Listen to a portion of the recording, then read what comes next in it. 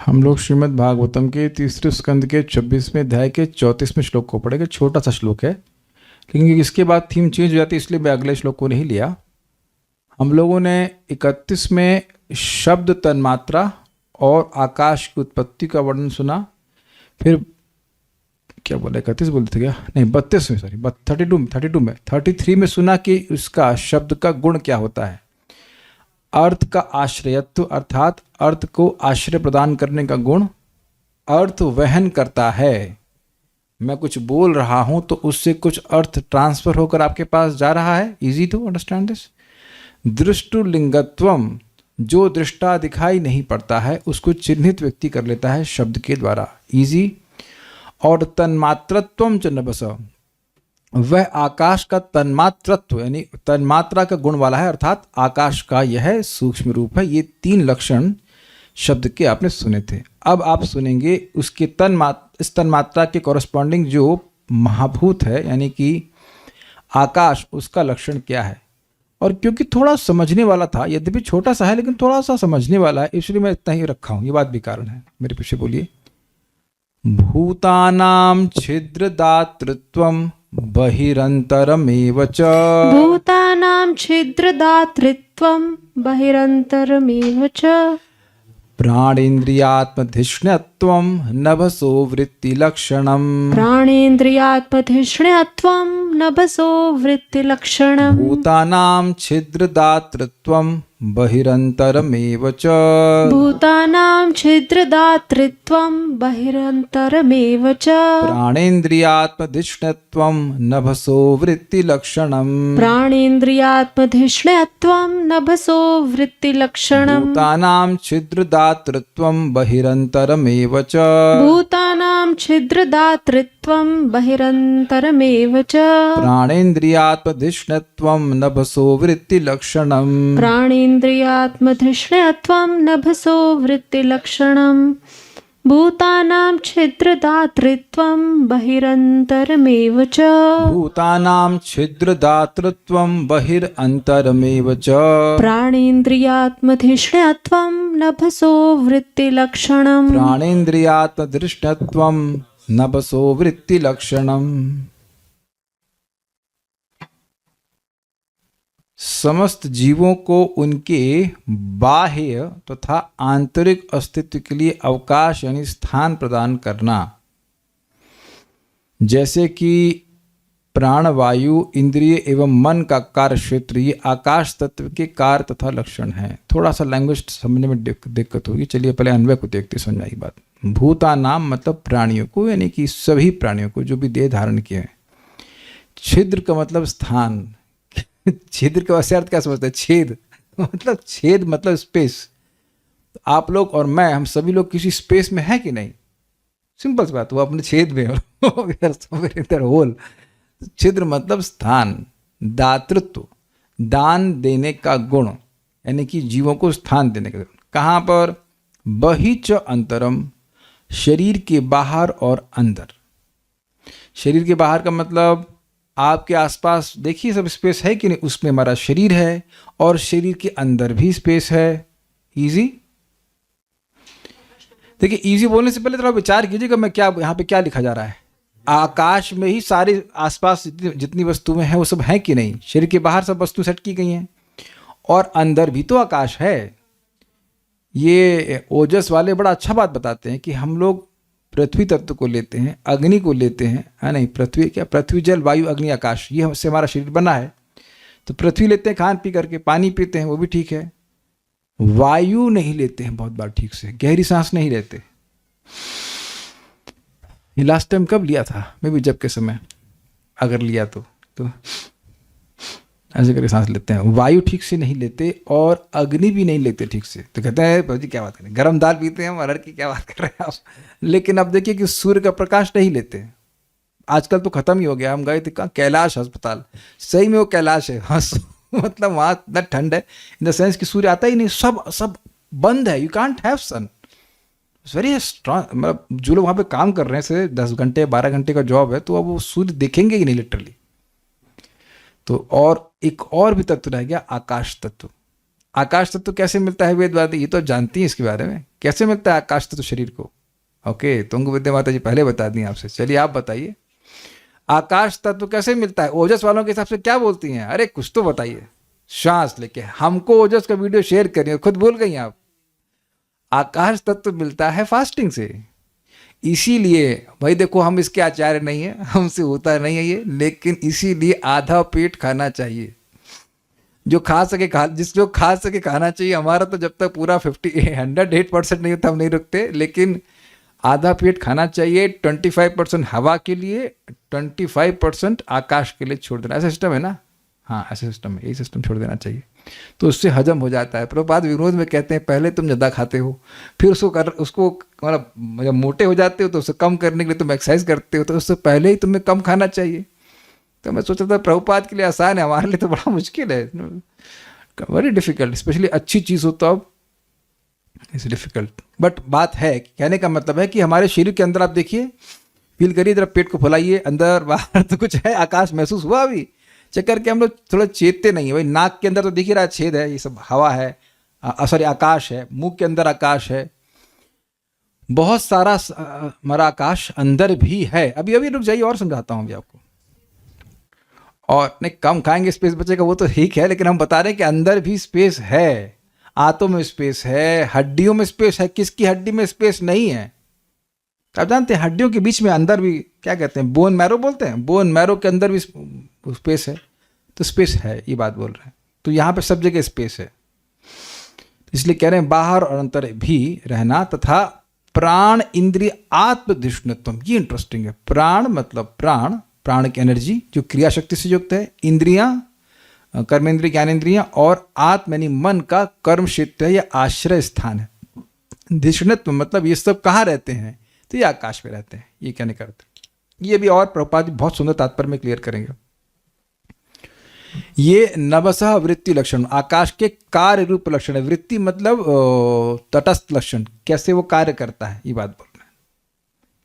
भावार्थ दीपिका, इस श्लोक में आकाश का लक्षण बतलाया गया है। इस श्लोक में आकाश के 3 लक्षण बतलाए गए हैं। सभी भूतों को अवकाश प्रदान करना, अवकाश मीन्स स्पेस, यानी कि सभी जितने भी पंच महाभूत हैं वो रहते कहाँ हैं, आकाश में रहते हैं। कहने का मतलब ये बोल रहा है। भीतर और बाहर के व्यवहार का विषय बनना। बात क्या कह रहे हैं, देखिए बाहर जितनी भी वस्तुएं हैं, तन्मात्राएं हैं, रूप रस गंध इत्यादि जो कुछ भी हैं, वो हैं कहाँ, आकाश में। अब देख लीजिए आसपास, कुछ भी हमारे भोग की सामग्री है वो कहाँ रखी है, आकाश में रखी। और अंदर जितने भी हमारे शरीर के जो अंग हैं वो कहाँ रखे हुए हैं, जैसे यहाँ पे लीवर है, इधर आपका गॉल ब्लैडर, गलत बोलना है क्या, अरे इनको बता दें कौन सा बायोलॉजी पढ़े। यहाँ पे लीवर है नहीं, इस काले कृष्ण, यहाँ लीवर, इधर गॉल ब्लैडर। तो आप जान रहे हैं कि गॉल ब्लैडर भी हमारे शरीर के आकाश में, मेरे शरीर के आकाश में नहीं है, लेकिन आप लोग के पास होगा, भाग्यवान है आप लोग। तो हाँ, ब्रेन तो इधर है ही आपका पेट के पास। तो आप देख रहे हैं कि हर अंग एक विशेष आकाश के स्थान में सेट है। इजी समझ में आ गया, ये कह रहा है। और भी चीजें हैं, नाड़ी आदि के छिद्र रूप से प्राण। This is very interesting. ये क्या, नाड़ी इज नॉट नस। ये आप लोगों को नस दिख रही है, ये नाड़ी नहीं है। आप सोच सकते हो, लेकिन ये नाड़ी नहीं है। नाड़ी वह तंत्र है जिसमें प्राणिक एनर्जी फ्लो करती है। ये सब आगे बहुत बार आएगा, लेकिन अभी यहाँ पे समझा रहा हूँ आपको। हमारे शरीर में एनर्जी का फ्लो होता है, प्राण। आपने सुना था ना, प्राण शक्ति क्रिया शक्ति से युक्त है। प्राण जो है क्रिया शक्ति से युक्त है, उसी से सारी इंद्रियां कार्य करती हैं। तो जो एनर्जी चलन है बहुत सूक्ष्म है, और वह उसमें प्राण फ्लो होता है। तो जब प्राण का अवरोध होता है तो उसी स्थान पर फिर उसके अनुसार रोग आने लग जाता है। इसीलिए जब आपका वो वैद्य से यहाँ पे पकड़ते हैं तो वो नस नहीं पकड़ते। नस पकड़ना होता तो यहाँ से उल्टा पकड़ते हैं, लेकिन वो यहाँ से नस पकड़ते हैं। नस नहीं, आई एम सॉरी, नाड़ी परीक्षण करते हैं और वो देखते हैं नाड़ी कैसी चल रही है। इसलिए आप अपने आप देखेंगे तो कुछ नहीं मालूम चलेगा। It needs training. क्या सब लोग समझ पा रहे हैं? तो वो जो नाड़ी का आप विचार कर सकते हैं कि एक अंदर हमारे शरीर के पूरा फैला हुआ एक तंत्र है, और वह बड़ा सूक्ष्म तंत्र है, इसे नाड़ी तंत्र कहेंगे। और उसके अंदर भी आकाश है। जब नाली क्लियर होगी तब ना कुछ उसमें फ्लो करेगा। तो नाड़ी is almost you can equal to नाली बोल सकते हैं। वो प्राणिक नालियां हैं जिसमें कि प्राण फ्लो कर रहा है। तो नाली में स्पेस होगा कि नहीं होगा? तो अंदर स्थान बना ना आकाश। क्या आप समझ पाए इस बात को? ऐसा मानिए कि जैसे कि हाँ चलिए, वो याद है कि कूलर हुआ करता था, वाटर कूलर मतलब जो पंखे लगा रहता, तो उसमें एक पाइप रहता था, फिर ऐसे 3 जगह उसकी ब्रांचेस होती थी, और फिर उसको पानी खींचता था पंप, और पाइप उस पाइप के सिस्टम के द्वारा जगह जगह पानी फैलता था। तो उस पाइप में छेद नहीं होगा तो पानी कैसे जाएगा बताइए? तो जो प्राणिक चैनल हैं, नाड़ियाँ, उसके अंदर भी स्पेस है, और वो स्पेस आकाश है जिसमें कि प्राणिक एनर्जी फ्लो करती है। आज तो एकदम वैज्ञानिक श्लोक हुआ ना। I hope you are getting this point. इंद्रियां और मन का आश्रय, मन भी कहाँ रहता है? आकाश में रहता है। और भाई स्वाभाविक सी बात है कि मन आकाश के बाहर तो नहीं जा सकता है। आपका मन कहीं आकाश के बाहर गया है, अभी समझ में नहीं आया होगा। इस समय मन कहाँ है आपका? जहां भी है वो आकाश के बाहर है कि अंदर? प्रिय श्रवा माता जी, इस समय मन कहाँ है? अगर यहाँ है तो यहाँ भी आकाश है, और अगर आगरा में है, आगरा में कोई सब्जी बन रही है, कहीं हो रहा है, तो जहाँ भी आपका मन जा रहा है क्या आकाश के बाहर है? भक्ति प्रदा माता जी कल जब करेंगी तो हमेशा तो भगवान में मन लगता नहीं है। तो जब मन बाहर जा रहा है भगवान के, तो बाहर के आकाश के भी बाहर जा रहा है। मन अगर वैकुंठ में है तब परमहंस है, तो परमहंस है। अभी तो वैकुंठ में नहीं है, अभी तो सोच रहे होंगे भोजन किसने बनाना है, क्या होगा, है ना। आप पहले ये समझ लीजिए कि कोई ऐसे ना समझ में आ रहा हो कि मन आकाश में कैसे, तो आप समझ लीजिए कि मन जा कहाँ रहा है। ये तो समझते हैं कि मन कहीं जाता है, तो जहां जा रहा है वो वस्तु कहाँ है? आकाश के अंदर है। तो मन आकाश के बाहर चला जाएगा? तो उम्मीद है कि ये बात क्लियर होगी कि मन भी आकाश के अंदर है। सिंपल सी बात है, बुद्धि मन सब उसके अंदर ही आ रहा है। It's like we are confined in a space, उसके बाहर हम सोच ही नहीं सकते। ठीक है, आप लोग स्वर्ग के गार्डन के बारे में सोचते ही होंगे, जब मैं कोई सोचा कभी आज तक तो वहां पे भी मन नहीं पहुंच रहा हमारा, लेकिन आकाश के अंदर है। इंद्रियां तो स्पष्ट है कि इंद्रियां अपने, अच्छा इंद्रियां कहां जाती हैं? इंद्रियों की रेंज क्या है? Let's see who can answer this. आप सही कह रहे हैं कि नहीं, आप मन के लिए बोल रहे हैं। आपने कहा कि जिसको देखा है वहां मन जाता है, देखा सुना है, लेकिन हम इंद्रियों को पूछे इंद्रियां कहां तक जाती हैं? बहुत easy answer, let's see if you can answer. कोई आहार निद्रा, ओके रुक्मणी माता जी यू गेट 100 पॉइंट्स। इंद्रिय विषयों तक सिंपल उत्तर था। आंख कहां तक जाएगी? रूप तक। आंख क्या गंध, आप लोग की आंख गंध भी देख लेती है। जैसे लोग बोलते हैं भाई इधर दाल देखो, दाल देखने का मतलब दाल चखो, देख तो रही है दाल। या जब सर्विंग करते हैं तो बोलते हैं यार रोटी दिखा दो, दिखाने के लिए बोल रहे हैं कि देने के लिए बोल रहे हैं। तो आप जानते हैं कि इंद्रियों की रेंज इंद्रिय विषयों तक। क्लियर? तो इंद्रिय विषय कहाँ? इंद्रिय विषय कहाँ रहते हैं? आकाश में। तो इंद्रिय कहाँ रहेंगी? आकाश में। जब रेंज ही आकाश के अंदर है तो इंद्रिय कैसे बाहर चली जाएंगी? कुछ समझ में आ रहा है? In the senses are limited by sense objects and sense objects are limited by space. तो senses are also limited by space. But if x is less than y and y is less than z, then x is less than z. इतनी गणित आप कुछ समझ रहे हैं कि नहीं समझ रहे हैं? अच्छा समझ लीजिए, मान लीजिए आपका बच्चा है, वो छोटा बच्चा है, उस हाँ दिस इज वेरी गुड। बच्चा और क्रॉलर याद आ रहा है आप लोग को? तो बच्चा लिमिटेड है क्रॉलर तक। क्रॉलर समझते हैं? उसी में वो जो भी करेगा उसी के अंदर कूदेगा, कादे करेगा, उसी करेगा। लेकिन क्रॉलर लिमिटेड आपके घर तक। तो वो बच्चा कहां तक लिमिटेड हुआ? घर तक। नहीं समझ में आया? अब कोई छोटा बच्चा तो है नहीं, एक बच्चा तो है। रखिए पूजा माता जी, here I saw you, are you here? सबके छोटे बच्चे देखे होंगे आपने, अभी नहीं दिख रही हैं। इधर कहाँ बच्चा है?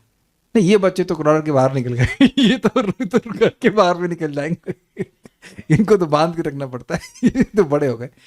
क्या क्रॉलर वाला एग्जाम्पल नहीं समझ में आया किसी को? तो बहुत इजी है। बच्चे क्रॉलर में ही रहेगा और क्रॉलर घर में रहेगा, तो बच्चा भी घर के अंदर रहेगा कि नहीं? अगर ये कहा जाए कि बच्चा घर में है तो क्या कठिनाई है? अंडरस्टूड है?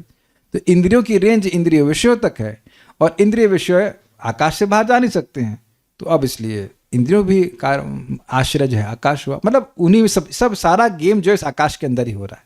ठीक है, वृत्ति कार्य को कहते हैं, ये कार्य ही आकाश के लक्षण है। कार्य समझ में आ रहा है? कार्य मतलब आकाश क्या कार्य करता है? इन सबको आश्रय प्रदान करता है, स्थान प्रदान करता है, अधिष्ठान, space, where all this is happening, आकाश के अंदर हो रहा है।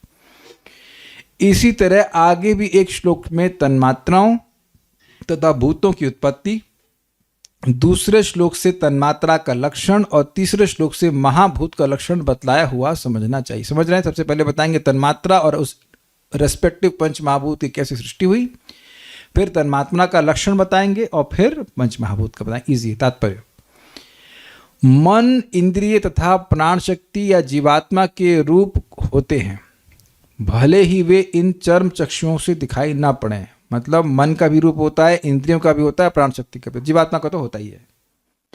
रूप का आधार आकाश है और आंतरिक रूप में यह शरीर के भीतर की नसों तथा प्राण वायु के संचरण के रूप में देखा जाता है। अब ये बड़ी इंटरेस्टिंग बात है। रूप का आधार आकाश कैसे है? शब्द से आकाश, आकाश से फिर स्पर्श, स्पर्श से वायु, वायु से रूप और रूप से अग्नि। तो रूप आधार हुआ ना आकाश, रूप का आधार आकाश हुआ कि नहीं? तो रूप सारे आकाश का आधार है, सारा आकाश रूप का आधार है, ये कहना चाहिए।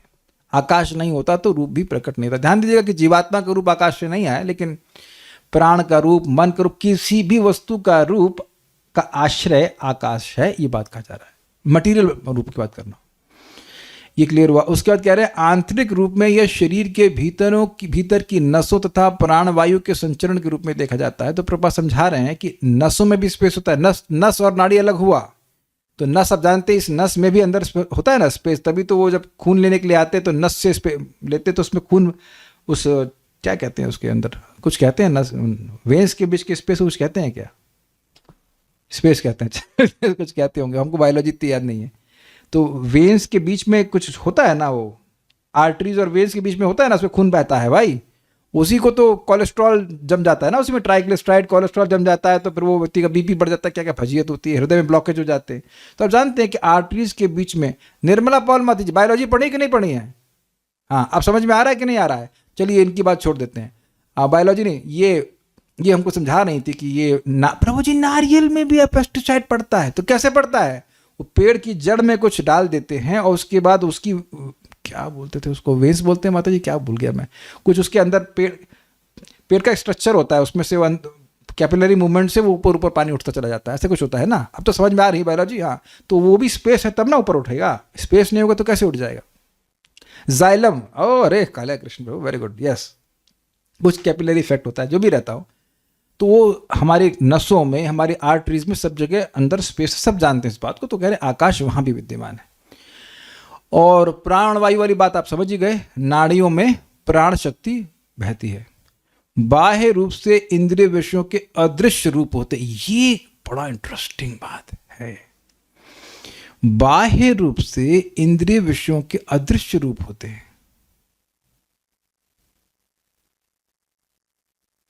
ये क्या? आप कहेंगे हमें तो रूप दिख रहा है, क्या प्रभुपाद जी कहना चाहते हैं? ये बड़ा रहस्यमय लगा। बाह्य रूप से इंद्रिय विषयों के अदृश्य रूप होते हैं। तो क्या ये केवल रूप की ही बात कर रहे हैं या रूप, रस, गंध, स्पर्श सबकी बात कर रहे हैं? Things are getting very subtle here. शब्द का भी एक रूप है, रूप का भी एक रूप है, तो उसको तो कुछ परसीव हम रूप के रूप में कर रहे हैं। लेकिन इनका कहना, प्रभुपाद समझा ये रहे हैं कि जो गंध है उसका भी एक फॉर्म है, यद्यपि हम उसको फॉर्म के रूप में अनुभव नहीं कर रहे। हमको प्रभुपाद की बात से ही समझ में आ रहा है, बट इज सो सटल। मतलब अगर मैं बोलूं गंध तो आपको कुछ लगेगा ना, कुछ वेपर जैसी कुछ होगा, कुछ तत्व तो है ना उसका, भले ही वह हमको दिख नहीं रहा है, वो उसका सूक्ष्म रूप है, लेकिन वो है। क्या कुछ ग्रहण कर पा रहे हैं आप? स्पर्श अगर कुछ होता ही नहीं तो उसका स्पर्श कैसे कर पाते आप? It is a tangible substance, है ना कुछ, लेकिन वो अब आंखों से नहीं दिखाई पड़ रहा है, ऐसा मैं समझ पा रहा हूं जो प्रभुपाद जी कहना चाहते हैं। और वो सब कहाँ है? बाह्य रूप से आकाश में स्थित है। अदृश्य इंद्रिय विषयों की उत्पत्ति आकाश तत्व का बाह्य कर्म है। ये तो समझ में आ ही रहा है। शब्द से आकाश आया था, आकाश से स्पर्श, फिर रूप, रस और गंध सब आ गया। और प्राण वायु तथा रक्त का संचार आंतरिक कार्य है, मतलब बाह्य रूप से इंद्रिय विषयों को सपोर्ट करना और अंदर आंतरिक रूप से हमारे शरीर में प्राण वायु और रक्त का संचरण कराना। ये सब आकाश के द्वारा हो रहा, नहीं तो नहीं होता। आकाश ही नहीं होता तो बहते कहाँ ये सब चीजें? ठीक है। आकाश में सूक्ष्म रूपों के अस्तित्व की पुष्टि, अब बहुत सुंदर तरह से प्रपात समझाया, अब आपको समझ में आ जाएगा। बहुत अच्छा समझाया, बहुत बढ़िया। आकाश में सूक्ष्म रूपों के अस्तित्व की पुष्टि आधुनिक विज्ञान द्वारा टेलीविजन संप्रेषण के रूप में की गई है, जिसमें एक स्थान के रूपों या चित्रों को आकाश तत्व की क्रिया से दूसरे स्थान को प्रेषित किया जाता है। अब समझ में आ गया? देखिए, आप लोग सोच रहे हैं कि आप मुझसे सुन रहे हैं, है कि नहीं? तानिया, सोनी माता जी, आप मुझसे ही क्लास सुन रही हैं ना? तो मैं रूम में बैठा हूं, सुना रहा हूं आपको। तो मैं यहां बैठा हूं, अब आप जानते हैं कि ये कैमरा कुछ कैच किया, फिर इसने इसको 0 और 1 में कन्वर्ट किया। अगर आप इसमें दिमाग लगाना चालू कर दें तो कंप्यूटर में सब 0 1 0 1 0 1 जा रहा है। फिर उसके बाद ये हमको नहीं पता, उसका इंटरनेट में जा रहा है। अब यहां से ये इंटरनेट में जा रहा है, फिर ये तरंगों में बन गया। अब क्लियर हुआ और आपके सामने फर्स्ट क्लास रूप आ रहा है। तो अगर अच्छा, ये सब कहां हो रहा है? आकाश में ही प्रेषित हो रहा है कि नहीं? तो आकाश में सूक्ष्म रूप को धारण करने की क्षमता नहीं होती तो वह सूक्ष्म रूप आप लोग के सामने ग्रॉस रूप में कैसे आया? आप लोग का वीडियो में कैसे देख पा रहा हूं? क्यों राधा शर्मा माता जी, आप है ना क्लास में? कुछ रिएक्शन नहीं दे रही, दुखी है क्या कुछ? हाँ, दुखी है, ठीक है। तो आपको मैं कैसे देखा अभी? आपका रूप वहां से प्रेषित हो रहा है, आपके पास से प्रेषित मतलब ट्रांसमिट हो रहा है, और मेरा रूप यहां से ट्रांसमिट हो रहा है, लेकिन रूप के रूप में तो नहीं हो रहा है। हो रहा है रूप के रूप में। अब सब लोग सोच रहे हैं, इसीलिए हम लोग कम लिए थे कि समझने में बड़ा दिमाग लगेगा इसका। ये है ना इंटरेस्टिंग बात। जो रेडियो में शब्द ट्रांसमिट करते हैं तो क्या आवाज हल्ला करते हैं, वहां से वो इलेक्ट्रिकल सिग्नल्स में चला जाता है, फिर इलेक्ट्रिकल सिग्नल प्रेषित किए जाते हैं और वो सब आकाश में हो रहा है। आपने सुना नहीं, रेडियो वेव से। और यहां भी आप जानते हैं कि इंटरनेट के माध्यम से हो रहा है, तो कौन सी वेव भगवान जाने कौन सी वेव होती है जो भी। लेकिन मेरा रूप उस रेडियो वेव में कन्वर्ट होकर आकाश के माध्यम से बहुत तीव्रता से आपके पास आ रहा है। तो आप देख रहे हैं कि इंटर कन्वर्जन हो रहा है, लेकिन अब जब ये आकाश में है तब तो रूप के रूप में नहीं है ना, it is gross. Is it thinking? क्या आपको दिख रहा है कि मैं उड़ रहा हूं वहां पर टावर में जाकर के मुझे कंप्रेस कर दिया गया, मैं उड़ कर आपके पास जा रहा हूं? ऐसा तो नहीं हो रहा है। तो मेरे वाणी को, मेरे रूप को चेंज किया जा रहा है और फिर आकाश में प्रेषित किया जाता है। तो आकाश में अगर रूप होता ही नहीं तो कैसे पकड़ में आता? आप बताइए, पॉसिबल? Not possible. तो इसीलिए प्रभा समझा रहे हैं। अब तो प्रभा ने बात बड़ी गंभीर बोली थी, लेकिन समझाया बहुत सुंदर से कि देखो, आकाश में भी इंद्रिय विषयों का रूप होता है। यद्यपि उसको एक तरीका होता है, जो तरीका जान जाएगा तो प्रकट कर सकते हैं। इसी से महाराज समझाते हैं कि देखिए, हमारा मन भी एक रेडियो की, एक टेलीविजन की तरह है। अगर टेलीविजन ठीक कर दिया जाए तो उसमें भगवान का रूप प्रकट हो जाएगा। आप सुना ही था, चित्त अगर पवित्र हो जाएगा तो भगवान को पकड़ने लग जाएगा, और नहीं तो कुछ नहीं, झिलमिल झिलमिल झिलमिल दिखाई पड़ रहा है। तो आप समझ रहे हैं कि आकाश में भी सूक्ष्म रूप से इंद्रिय विषयों के रूप विद्यमान होते हैं। उम्मीद है कि बात समझ में आ गई होगी। It's very brilliantly explained bye Srila Prabhupada. इसकी यहां अत्यंत सुंदर ढंग से व्याख्या की गई है। यह श्लोक महान वैज्ञानिक शोध कार्य के लिए महत्वपूर्ण आधार है, क्योंकि यह बताता है कि किस प्रकार आकाश तत्व से सूक्ष्म रूप उत्पन्न होते हैं, उनसे गुण तथा कार्य, उनके गुण तथा कार्य क्या हैं, और किस तरह सूक्ष्म रूप से वायु, अग्नि, जल तथा पृथ्वी जैसे मूर्त तत्वों का प्राकट्य होता है। तो ये प्रपात वैज्ञानिकों पे छोड़ते हैं, आप परेशान मत होइए, लोग करते हैं रिसर्च। चिंतन, अनुभव तथा इच्छा, थिंकिंग, फीलिंग एंड विलिंग जैसे मानसिक या मनोवैज्ञानिक कार्य भी आकाश तत्व के धरातल में संपन्न होते हैं। ये समझे बात? यही समझा रहा था आप लोग को। जो भी चिंतन मन में हो रहा है वो जा कहाँ रहा है? आकाश तत्व के बाहर तो नहीं जा रहा है, वो भी आकाश तत्व के अंदर ही हो रहा है। कुछ अनुभव कर रहे हैं तो वह भी आकाश के अंदर, और कोई इच्छाएं भी कर रहे हैं तो वो भी आकाश के अंदर। तो ये सारा जो मन का कार्य क्षेत्र है वो आकाश के अंदर है। इजी हो गया समझना? ठीक है। तो देखा जाए तो अगर कोई व्यक्ति भगवान के बारे में नहीं सुन रहा है, तो जैसे भी काले कृष्ण प्रभु ने पॉइंट आउट किया कि वैकुंठ के बारे में सोच रहा है, तो हाँ वैकुंठ के बारे में सोच रहे तो वैकुंठ में है, लेकिन सोचेंगे तब जब वैकुंठ का शब्द कान में प्रवेश करेगा, नहीं तो बाय डिफॉल्ट हमारा मन इस आकाश तत्व के बाहर कभी जा ही नहीं सकता है। ठीक है, ओके। भगवत गीता का यह कथन कि मृत्यु के समय जैसी मानसिक स्थिति होती है उसी के आधार पर अगला जन्म होता है, इसका भी इस श्लोक में सन्निवेश हुआ है। ये क्या बोले, फिर से पढ़ें। भगवत गीता का यह कथन कि मृत्यु के समय जैसी मानसिक स्थिति होती है उसी के आधार पर अगला जन्म होता है, इसका भी इस श्लोक में सन्निवेश हुआ। देखिए भगवत गीता में क्या कहते हैं, यम यम वापि स्मरण भावम त्यजते अंत कलेवरम तम तम एवेति कौन्त्या सदा तद भाव भाविता। एक ही था, उससे और भी क्या श्लोक था, नाति अत्र संशय, नहीं चलिए वो अलग था, भगवान के संबंध में था। तो अब आप ये देखिए, मन का कार्य क्षेत्र आकाश में है, तो मरते समय मन जहां गया आकाश के अंदर, जहां गया वहीं अब अगला डेस्टिनेशन जीव का होगा। इसीलिए कुत्ते पालने नहीं चाहिए, कुत्तों को रोटी देनी चाहिए, बाहर रहे, लेकिन आप पालेंगे तो अब उनका ही स्मरण हो गया तो